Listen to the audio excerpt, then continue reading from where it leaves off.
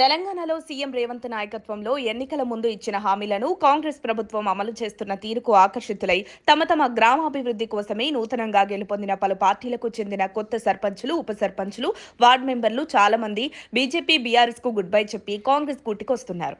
నిత్యం కాంగ్రెస్ లో చేరికలతో రాష్ట్ర వ్యాప్తంగా నియోజకవర్గ కాంగ్రెస్ పార్టీ ఆఫీసులు కిటకిటలాడుతున్నట్లు సమాచారం.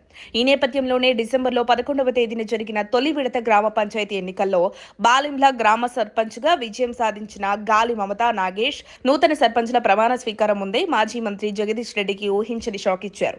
ఇప్పటికే ఉమ్మడి నల్గొండ కాంగ్రెస్ క్లీన్ స్వీప్ చేసి నల్గొండ గడ్డ కాంగ్రెస్ అడ్డగా మలుచుకుంది. ఈ క్రమంలోనే బాలింల గ్రామ సర్పంచ్గా ఎన్నికైన బీఆర్ఎస్ పార్టీకి చెందిన గాలి మమతా నాగేష్ తమ బీఆర్ఎస్ పార్టీ సభ్యత్వానికి రాజీనామా చేసి కాంగ్రెస్ పార్టీ నాయకులు శివరాత్రి శేఖర్ ఆధ్వర్యంలో శనివారం రోజు తెలంగాణ రాష్ట్ర పర్యాటక అభివృద్ధి సంస్థ చైర్మన్ పటేల్ రమేష్ రెడ్డి మరియు Sprite India chairman Patel Sridhar Reddy చేతుల మీదుగా కాంగ్రెస్ పార్టీ కండువా కప్పించుకుని అధికారికంగా కాంగ్రెస్ పార్టీలో చేరారు. వీరికి పార్టీ కండువా కప్పి పటేల్ రమేష్ రెడ్డి కాంగ్రెస్ లోకి సాదరంగా ఆహ్వానించారు. ఈ సందర్భంగా తెలంగాణ రాష్ట్ర పర్యాటక అభివృద్ధి సంస్థ చైర్మన్ పటేల్ రమేష్ రెడ్డి మాట్లాడుతూ సర్పంచ్గా ఎన్నికైన గాలి మమతా నాగేష్ ని హృదయపూర్వకంగా అభినందించారు.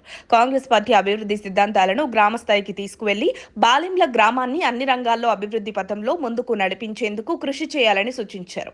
కాంగ్రెస్ పార్టీ ఎల్లప్పుడూ గ్రామాల అభివృద్ధి, పేదల సంక్షేమం, ప్రజాస్వామ్య విలువల పరిరక్షణకే కట్టుబడి ఉంటుందని ఈ సందర్భంగా తెలిపారు. కాంగ్రెస్ 2 ఏళ్ల ప్రజాపాలనపై స్థానిక సంస్థల ఎన్నికల్లో ప్రజలిచ్చిన తీర్పే నిదర్శనం. ఎక్కడ పోటీ చేసినా ప్రజలు చేయందిస్తూ కాంగ్రెస్ పార్టీకే పట్టం కట్టారు.